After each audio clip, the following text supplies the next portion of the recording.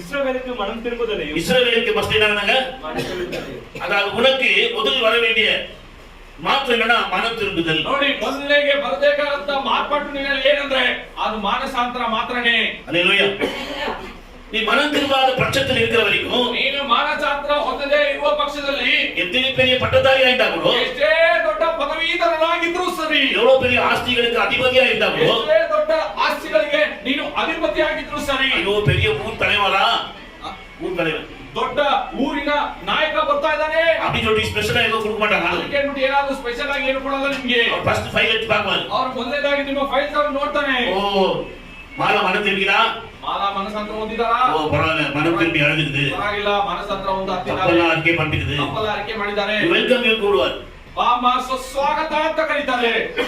பெரிய ಜಮೀನ್ದಾರ ಆಗಿದ್ದನೆ, ದೊಡ್ಡ ಜಮೀನ್ದಾರನಾಗಿದ್ದು ಮನಸ್ಸನ್ನ ಮಾನಸಾಂತರ ಹೊಂದಿಲ್ಲ ಅಂದ್ರೆ அங்க போமா அனுப்பிடுவார். ಅಲ್ಲಿ ಹೋಗಮ್ಮ ಅಂತ ಕಳಿಸ್ಬಿಡ್ತಾರೆ. ಅಲ್ಲಿ ಅಗ್ನಿ ಗಂಧದ ಎದ್ದಿஇருக்கும், ಅಲ್ಲಿ ಅಗ್ನಿಯು ಗಂಧಕವು ಉರಿತಾ ಇರ್ತಕ್ಕಂತ ಒಂದು ಪ್ರದೇಶ. அங்க மெதுவா வெல்கம் சொல்ல மாட்டாங்க. ಅಲ್ಲಿ ಯಾರು ನಿಮ್ಮನ್ನ ಸುಸ್ವಾಗತ ಕೋರುವರು ಇರಲ್ಲ, ಕழுத்த பிடிச்சு தள்ளி போயிடும், ಅದು ತಿರುಗಿ ದುಬ್ತಾರೆ. ஹalleluya. நரகத்தின் பயங்கரத்தை நீங்க தெரிஞ்சுக்கணும். ನರಕದ ಭಯಂಕರತ್ವವನ್ನು ನೀವು ಅರಿತುಕೊಳ್ಳಬೇಕು. எப்பதான் லேசாக இருக்கக்கூடாது, ಯಾವಾಗ ನೋಡಿದ್ರು ಬಹಳ ಸುಲಭವಾಗಿ ಶಾಂತವಾಗಿರಬಾರದು. இந்த கடைசி காலத்துல ಕಡೆಯ ಕಾಲದಲ್ಲಿ நீ மனம் திரும்பியா என்பதுதான் ரொம்ப முக்கியம். ನೀನು ಮಾನಸಾಂತರ ಹೊಂದಿದೆಯಾ ಎಂಬುದೇ ಬಹಳ ಮುಖ್ಯವಾದ ಕಾರ್ಯ. அந்த எஜுகேஷன் தான் உங்களுக்கு வரணும். இப்போ ಆ ಒಂದು ವಿದ್ಯಾ ಅರ್ಹತೆ